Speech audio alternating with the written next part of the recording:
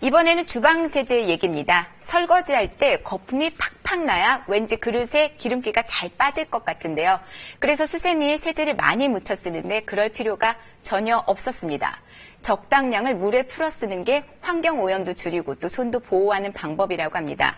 그리고 어떤 성분이 들었느냐에 따라 그 쓰임도 조금씩 다르다는데 주방세제에 대해서 우리가 잘 몰랐던 사실들을 지금부터 알아봅니다. 설거지 필수품 주방세제. 마트에 가면 다양한 제품들을 볼 수 있는데 재료와 향 등 정말 각양각색입니다. 주부들 꼼꼼하게 살펴보는데요. 어떤 기준으로 주방세제를 고르고 있을까요? 주방세제로 그릇도 닦고 하니까 친환경이라고 하면 더 눈길이 가죠.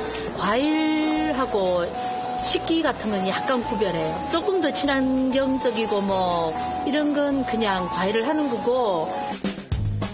주방세제에 친환경 표시가 있거나 천연 재료를 썼다고 하면 왠지 안심하고 사용할 수 있을 것 같습니다. 하지만 먼저 주방세제 고를 때 확인할 게 있는데 바로 이 숫자입니다. 주방세제 용도에 따라 붙여진 것입니다. 주방세제는 이렇게 1종, 2종, 3종으로 구분됩니다. 1종은 식기는 물론 사람들이 직접 먹는 채소, 과일까지 씻을 수 있고요.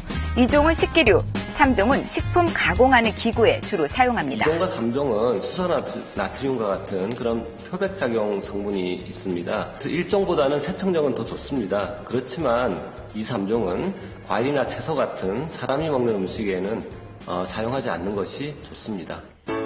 일부 주방세제는 숫자가 쓰여있지 않는 경우도 있습니다. 그럴 때는 세제 뒷면에 적혀있는 용도를 확인하고 그에 맞게 사용을 해야 합니다. 그런데 일종 세제라고 해도 고무장갑을 끼지 않고 맨손으로 사용하면 피부가 거칠어지는 등 그렇게 좋지는 않습니다. 주방세제가 우리 손에 어떤 영향을 미칠까요? 실험을 직접 해봤습니다.